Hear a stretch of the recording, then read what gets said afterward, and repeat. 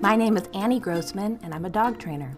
I'm the owner and co-founder of School for the Dogs, a dog training center located in Manhattan's East Village. School for the dogs, for the dogs. School for the dogs, for the dogs. On this podcast, I talk about dog training, interview industry experts, discuss pet trends, answer questions, and try to communicate my love for all things related to behavioral science. Thanks a lot for listening. I think this podcast will help make you the best possible human best friend any dog could ask for. Hey everyone.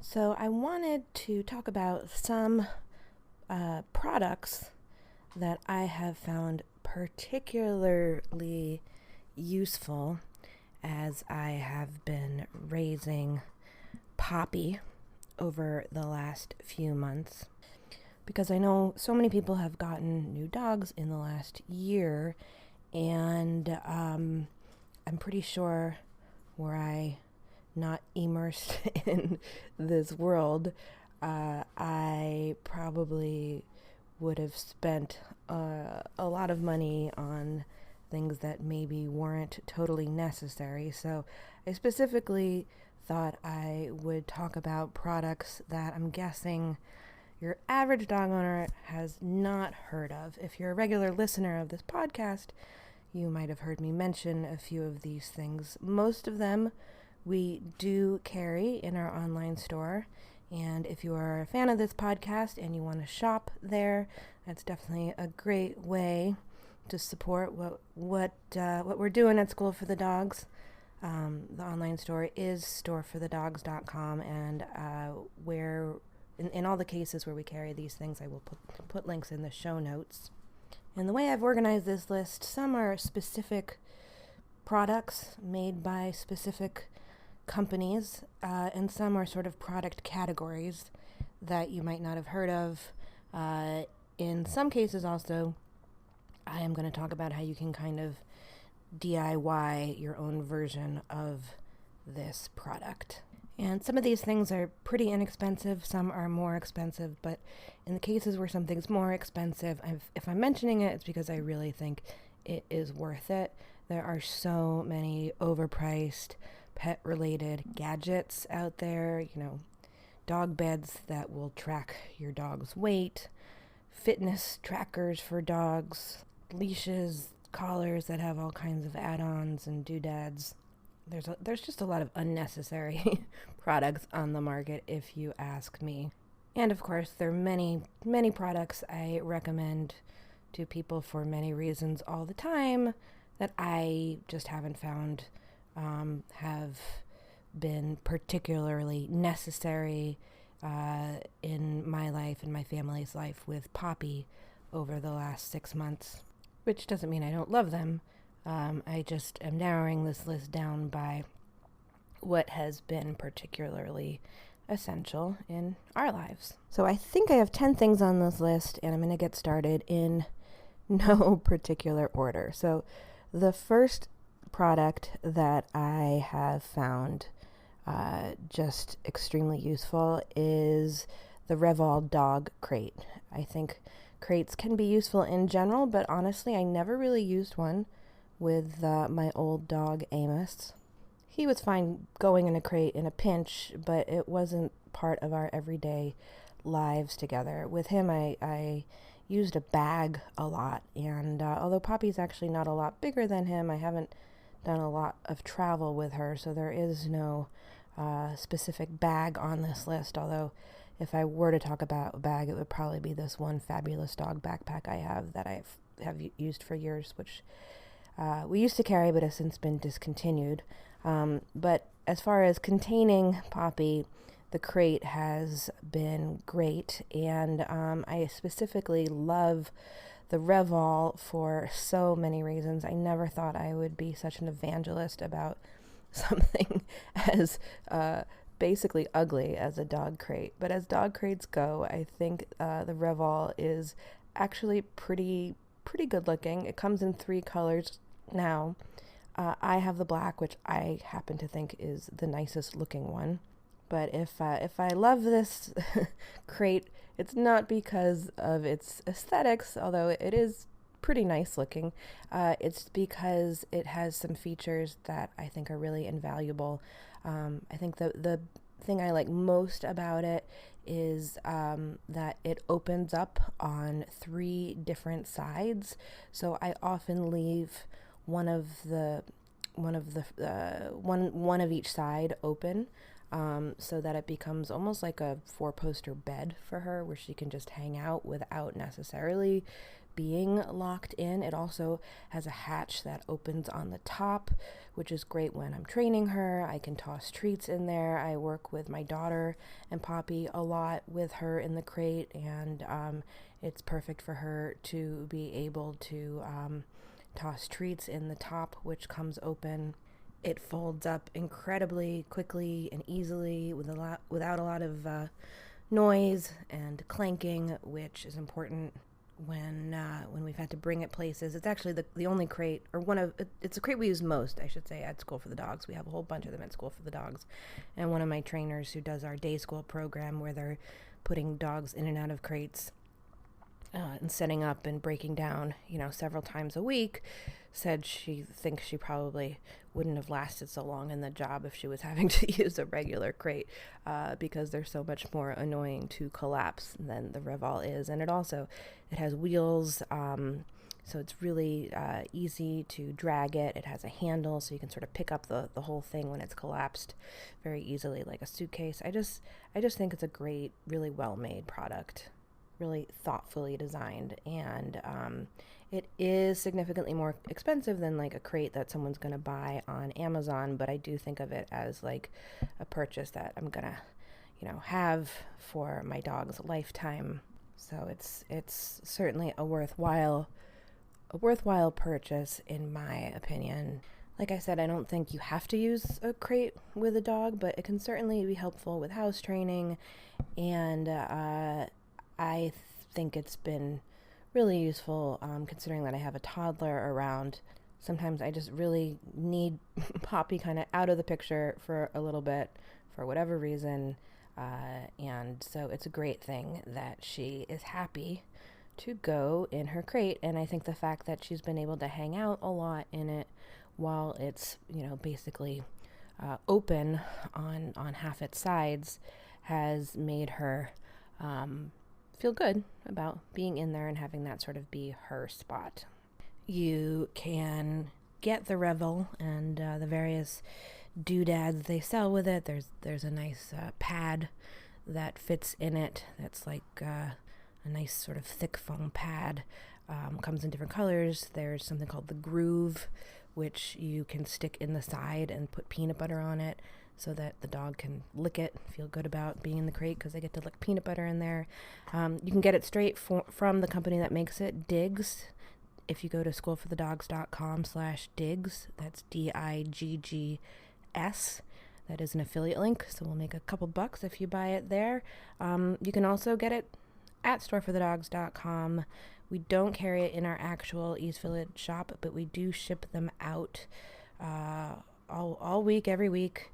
And we also have a 10% off discount that you can get if it's your first purchase with us. So we definitely have a lot of clients who take advantage of that when buying these kind of higher priced items if they haven't shopped with us before. And I will again put the link for where you can buy the crate at StoreForTheDogs.com in the show notes. All right, second product that I am obsessed with is the Flirt Pole. I really don't know how anyone could have a puppy without a Flirt Pole, especially if you have a young dog in a New York City apartment, as I do. A Flirt Pole is basically just like a really big cat toy. The one that we sell and the one that I use with Poppy is made by a company called Squishy Face. It has this nice like fleecy kind of like lure at the end, and which is attached by like a nice sized bungee cord to what's basically just like a PVC pipe with a handle. And it's an excellent way to exercise a dog indoors without having to, run and chase after a ball, without having to worry about getting your hand mistaken as a tug toy by your dog. I mean, whenever you're playing tug with a dog, you want to have something nice and long so that they don't accidentally chomp down on your hand. One thing I like about the squishy face Flirt Pole in particular is it has a loop at the end, and I actually hook it often to the wall by this little loop, and Poppy plays tug with herself with it. She really enjoys it. It's such a simple toy that I know most dog owners have never encountered, and I've seen it kind of blow people's minds. You can do training with it. I love teaching a dog to sit with a Flirt Pole. It's a nice way to kind of teach sit while they're sort of highly engaged and energized. I play with them and then take the toy away, wait for the dog to sit. When the dog sits, I give my marker word, or I click, and then the game recommences, and it's a lot of fun for both me and for Poppy when we're playing with it. You can absolutely make your own Flirt Pole. We have a nice blog post on how you can do this, which I will put in the notes. Yeah, you really just need some PVC pipe and some rope or bungee cord and a toy. The one we sell by Squishy Face is $35-$40 about. It comes in two different sizes. One has a 24-inch pole, one has a 36-inch pole. Most of our clients, because they live in tight New York City spaces, get the smaller one. And the lure at the end has a squeaky in it. It's made of this very sturdy fabric. They used to make them out of fleece, but now it's a sort of sturdy grosgrain ribbon kind of fabric. And what's nice about the one we carry, I think, is that the lure at the end is attached with a kind of like a loop that can easily be taken off, and you can replace it with your dog's favorite toy or whatever. Seriously though, if you have a puppy and you only are ever going to buy one toy for your dog, I would say this really should be it. Also in the toy category, number 3 on my list, this is a product category, not a specific product, but have to mention work-to-eat toys. I definitely knew nothing about work-to-eat toys when I first got my last dog, and now I spend a major amount of time extolling the virtues of work-to-eat toys. It's kind of like our main category of product in our shop. If you haven't heard of work-to-eat toys before, basically they are toys that you can feed your dog a meal in order to engage your dog's brain, help tire them out, make mealtime last longer. There's so many benefits of using a work-to-eat toy.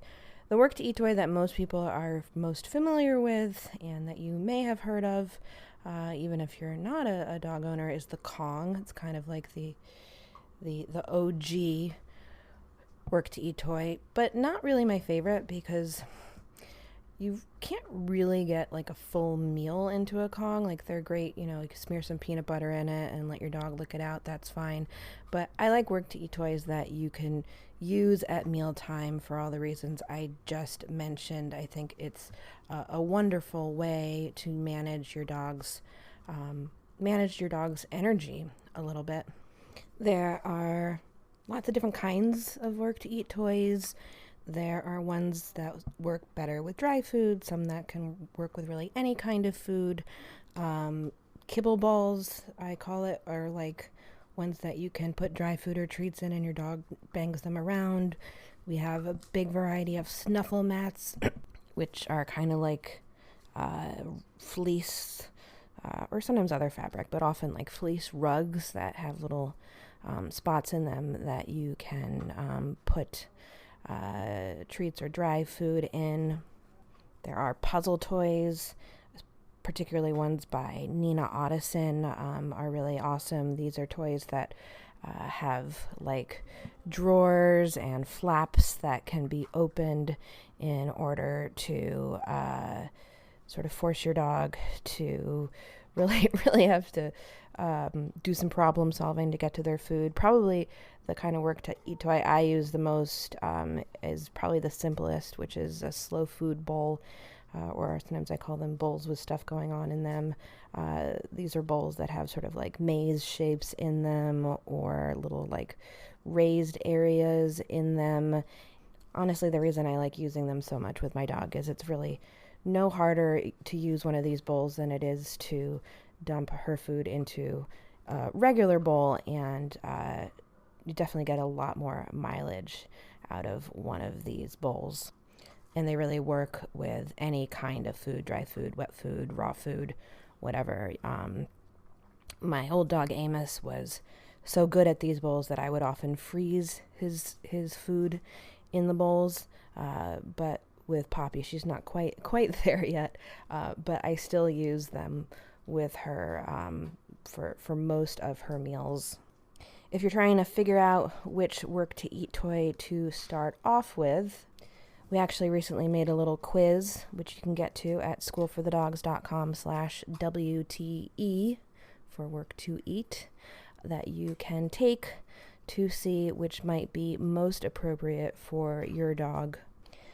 But I'm a big fan of all the ones that we carry at StoreForTheDogs.com, and in our actual shop we have product tested through the years extensively, and I feel great about our current selection of work to eat toys, and would probably suggest that anyone have like maybe 3 or 4 work to eat toys that can be used for a full meal for your dog, so that you can rotate them out so your dog doesn't get too bored. I have a lot more than 3 or 4 for Poppy, but I mean, obviously start with one that your dog likes, but I would aim to get maybe 4 in your collection. There are some DIY hacks where you can sort of make your own work to eat toy. One of my favorite make it yourself toys is simply using like a muffin tin or an ice cube tray and dribbling some dry food in one of those for a dog, either right side up or upside down, to force your dog to have to navigate the convex or concave areas with their tongue. And you can make a DIY Snuffle Mat by simply getting a string mop.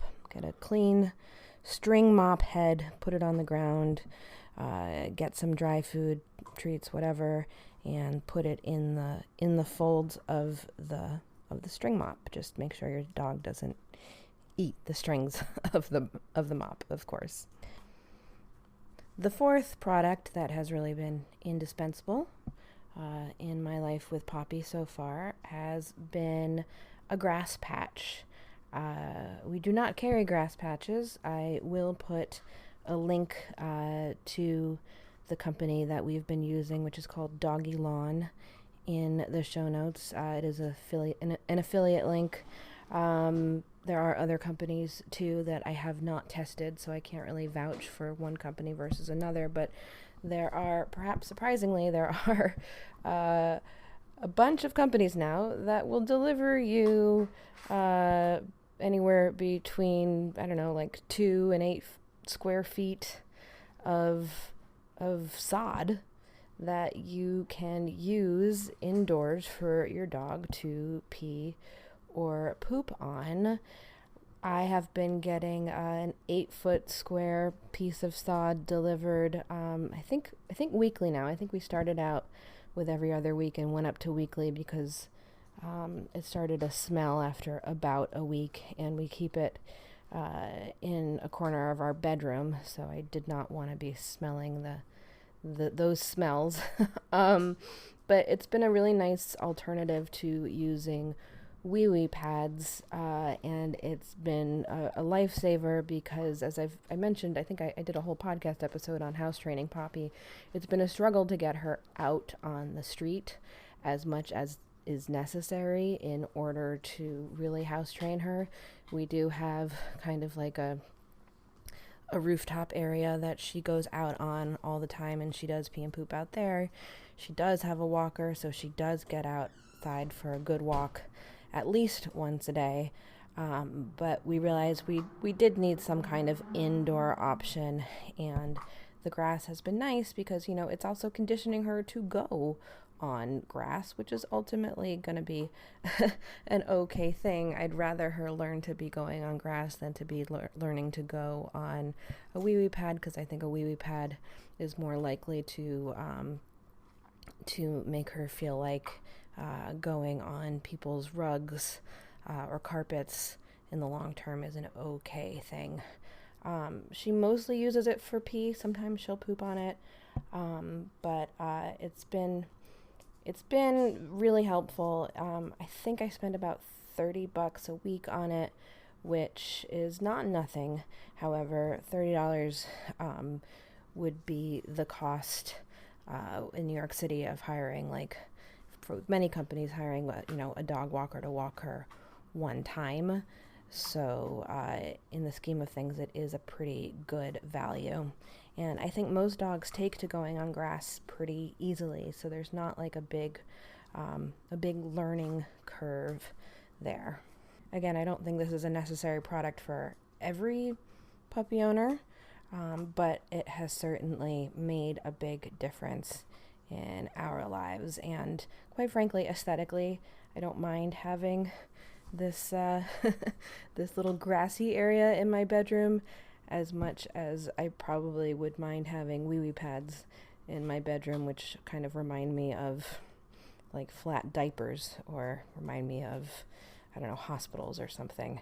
The grass doesn't really bother me as long as it doesn't smell. The fifth must-have thing on my list is a liquid treat dispenser.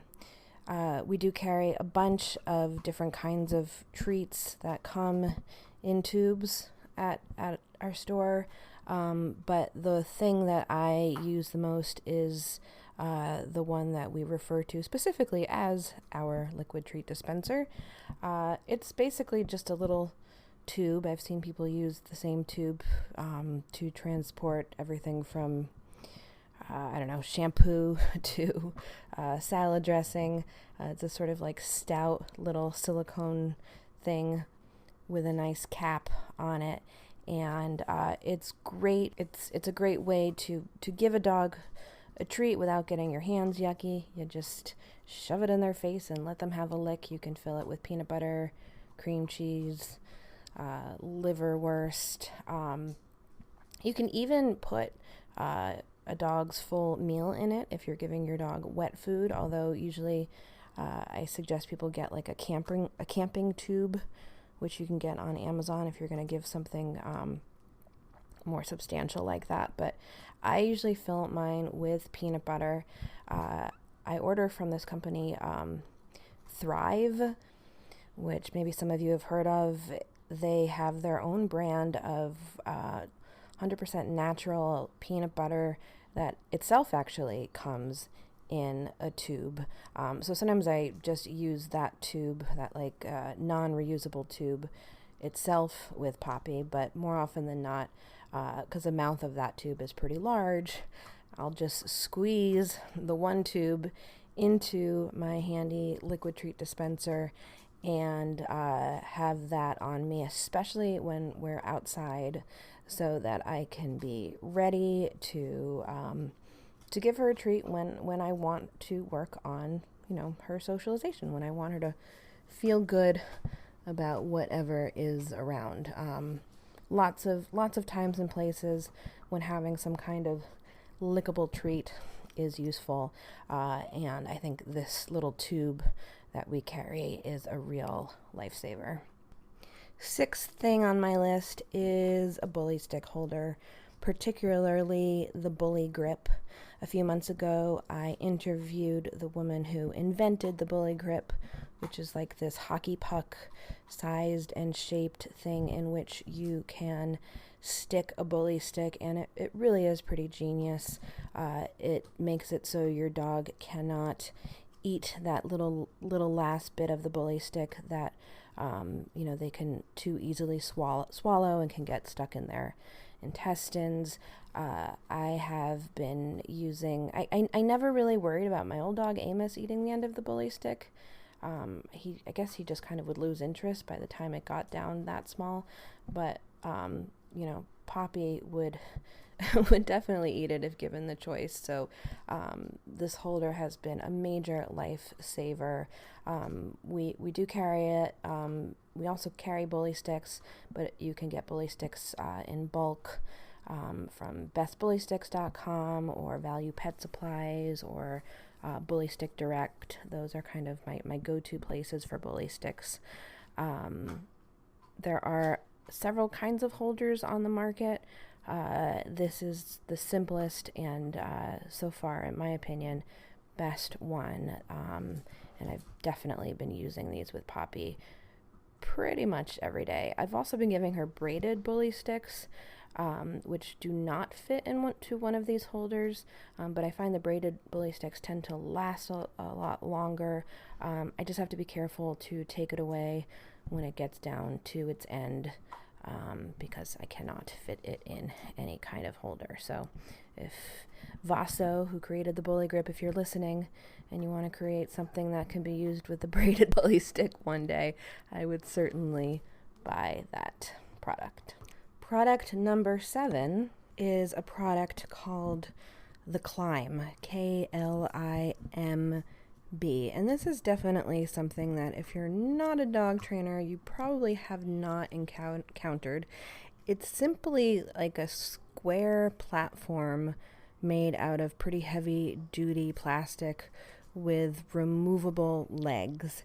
And we use these all the time at School for the Dogs with our students, but I also really like having one at home because it's great to have a very specific training spot where I can work with Poppy that is a little bit elevated, which helps keep her focused, helps keep her attention, sort of like helps designate it as like in a different dimension from something flat, as like this is a place where we are doing training.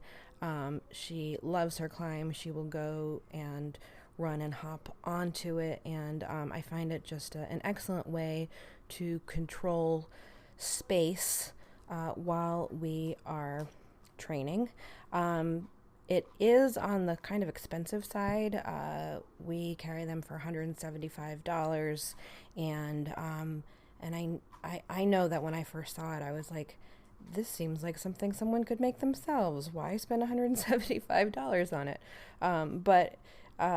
So I don't know. I mean, I guess if I knew someone super handy, I would have them make me a similar version, I guess. But it is pretty nice in that it's not that heavy, and it's easily transportable. It definitely does its job well, although, like I said, it does seem sort of silly in that it's basically just like a very low table. So depending on how creative and handy you are, maybe you could make your own version of this. There are other kinds of platforms out there made specifically for dog training. Some are made with different materials. I'm sure some of them are great. I haven't really experimented with a lot of them, as this is like the one that we use at School for the Dogs.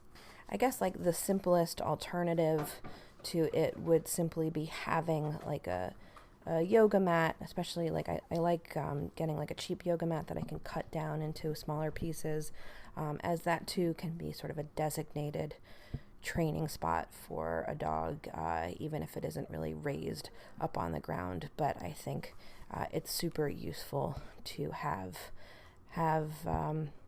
what we call like a sticky spot, a training spot, a portable classroom. If you can get something like the Klimb. That's, maybe 8 inches off the ground or so, all the better. Another nice thing about the Klimb is because the legs do come off, you can put it lower to the ground or higher to the ground. And at School for the Dogs, because we have a bunch of them, sometimes we'll, depending on the size of the dog and what we're doing, we'll stack a bunch of them together, which can be useful as well. They're modular in that way. One will hook to another. So definitely think that if you have the room in your budget and the space, it is a good purchase that also, again, will last you most likely the lifetime of your dog. They're pretty sturdy things. Product number 8 is a treat pouch, and specifically I love having a French hinge treat pouch. This is a treat pouch that will sort of snap open and stay open and then easily snap closed. I have tried many a treat pouch in my time, and there are lots that I like, but we have our School for the Dogs treat pouches made by a longtime friend of School for the Dogs, Mimi Reed in Petaluma, California.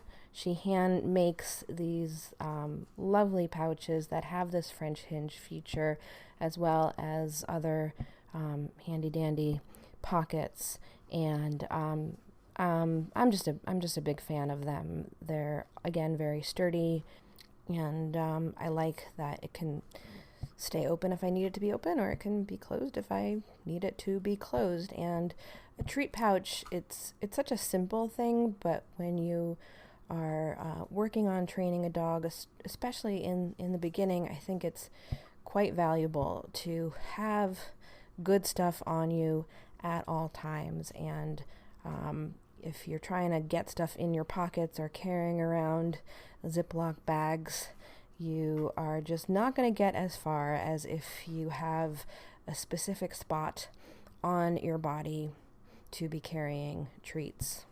So certainly any treat pouch, or even just like a good old belly bag, is better than no treat pouch. However, if you are going to put in the money to buy a treat pouch, this is the one that I would get. Again, I'll link to it in the show notes. We do carry other kinds of treat pouches, which I do also use.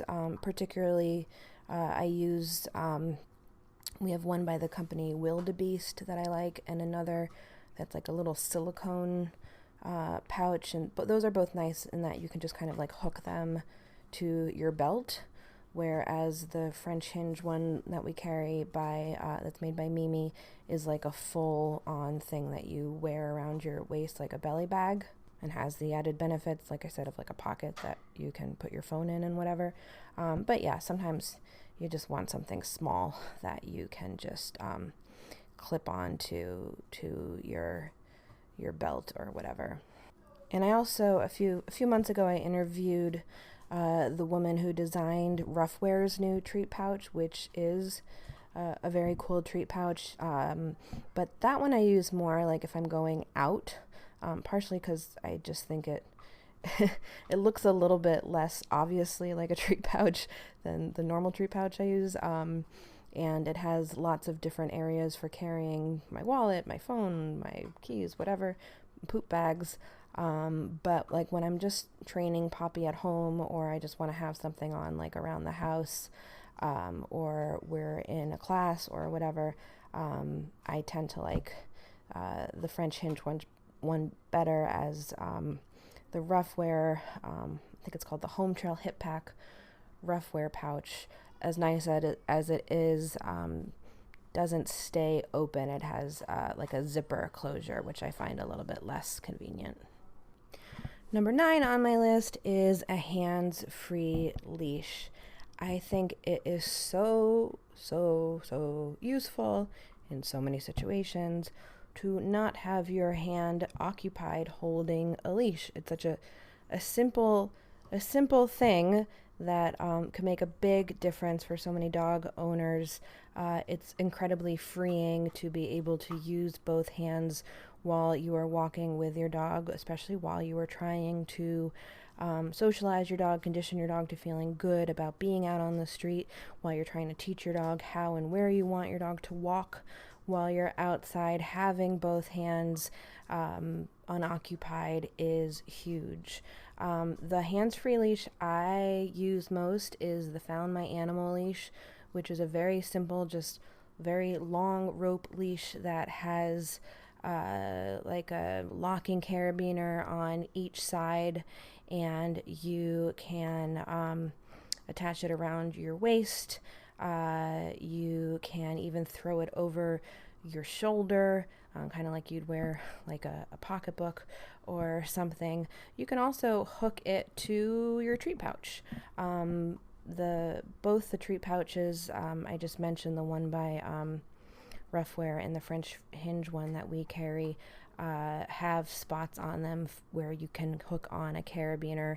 You can certainly just use like a regular long leash with a carabiner or some kind of clip at the end and hook that to your treat pouch or to your belt or whatever. Lately, because I'm like hugely pregnant, I've been using my Found My Animal leash thrown over my shoulder and then attaching another leash to that leash, which works quite well, and keeps my hands free so that I can manage walking down the street with both a dog and a toddler or a dog and a stroller. There's a brand out there called Buddy System that I've had clients use. We also carry something also by Squishy Face, the company that makes the Flirt Pole, that's like a leash belt that you can wear around your waist and then attach the leash to that. But this is certainly something that you can make on your own pretty easily with just a good sturdy clip and one or perhaps two leashes. Try it out. I think you will find it changes your walks with your dog substantially. For another reason is because it like creates a very fixed zone for your dog to learn to walk in, whereas when you have a leash in your hand, your arm changes size depending on how you're bending your elbow, which can change the allowable radius your dog can walk in. Whereas if your dog is attached more like at your waist, your dog's gonna get used to a more fixed area. The last thing on my list today is a product I've probably mentioned on the podcast before. I am a big fan of it and have been for a long, long time. It's the Treat and Train, which is a remote-controlled treat dispenser that sits on the floor, or you can sit it on top of a crate. It works you can use it for a distance of up to about 30 or 40 feet, and I love this thing. There are in the last few years there've been a bunch of fancy like food and treat dispensers that have hit the market. Many of them have cameras or could be used with Bluetooth. I have tested out many of these, and I don't like any of them nearly as much as I like the Treat and Train, which is a lot less expensive than a lot of the other similar, more complex products on the market. You hit a button and a little gear turns and a piece of kibble or a couple pieces of kibble or dry food come out of this thing, and I use it all the time for so many reasons. I could go on and on about different fun ways to use the Treat and Train to the extent that I think it might be deserving of its own episode. So maybe I'll devote next week's episode to this little gadget. But it's something you can use when you're working on separation anxiety, but it's also something you can use if you just want to do training without getting your hands dirty, literally, because all you got to do is push a button. I can fill the whole thing with like a meal's worth of dry food and deliver treats to Poppy that way when we're training. And something we do a lot of with Poppy, especially when, like, in the colder months, she's a young dog, a lot of energy. Like I said, we're not getting her out on lots of long walks every day, which I think, young dogs need to be running.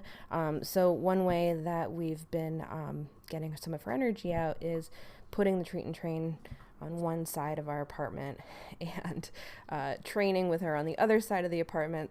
The device makes like a beeping noise when you press the button, and so she like runs back and forth. It could be as simple as teaching a dog to go to the mat on one side of the room and then dispensing the treat on the other side of the room to get them to run a little bit without having to leave your home. My daughter loves to use it with her. Again, it's just as simple as pushing a button. We actually have two, so I can sort of teach her to go to one spot or another spot. Again, so many fun ways to use it. I will maybe talk about this more sometime soon. Worth mentioning that there is another product that I do like called the Pet Tutor. That is a more recent, definitely fancier device, I should say. The Treat and Train, which we actually don't carry right now, either in our shop or in our online store. I will include a link to it in the show notes. The Treat and Train costs usually around $100 and $120. The Pet Tutor is more like $300 or $400. It's a similar device in that it does similar things, but you can use it with more types of food. You can use it with like wet food. It also can be operated from your phone. You can use it with different toys, so that like when your dog engages with like a Kong wobbler, for example, you put like the remote in the Kong wobbler, and when your dog engages with the Kong wobbler, the thing dispenses. You can hook it onto the crate. That has a lot more features, and I do like it, but I have found the Treat and Train to be a sturdier device that's just like fewer parts, simpler to use, less expensive. I would suggest trying the Treat and Train, and if you like it and want to experiment with remote dispensers, to maybe then try the Pet Tutor. But it is something that I think is both useful and fun, and there are so many ways that you can use it in training. And like I said, I think it's actually a particularly fun thing to use when training with kids. It kind of takes a lot of the static out of the equation, because nobody is actually having to deliver the treats by hand. It's coming out of the little robot device on the floor. All right. I hope maybe you've learned about some products you wouldn't have known about before. And if you try any of these things out and you love them or hate them, I'd be interested in hearing about it. One place you can share is in our new community app. You can get there by going to StoreForTheDogs.com/community. It is free. And there are some coupons actually there, I think, to some of the products that I have mentioned. But you can also email me, Annie@SchoolForTheDogs.com. If there is a product that you have found incredibly useful and maybe you think other people don't know about it, maybe we could carry it in our shop. I love having things that are well made and that people find indispensable, that dogs that have been tested on our dog students and dog listeners. So do let me know if if there is something that you and your dog are really into. All right. Thanks for being here. School for the dogs. Thank you so much for listening, and special thanks to Bill and Lizzie of Toast Garden for the amazing theme song. You can find Toast Garden at youtube.com/toastgarden. If you enjoyed this episode, please make sure to subscribe to the podcast and leave a review on iTunes. You can also support us by shopping at StoreForTheDogs.com, and you can learn more about us at SchoolForTheDogs.com. You can also connect with other listeners by downloading our brand new app. Just visit SchoolForTheDogs.com/community.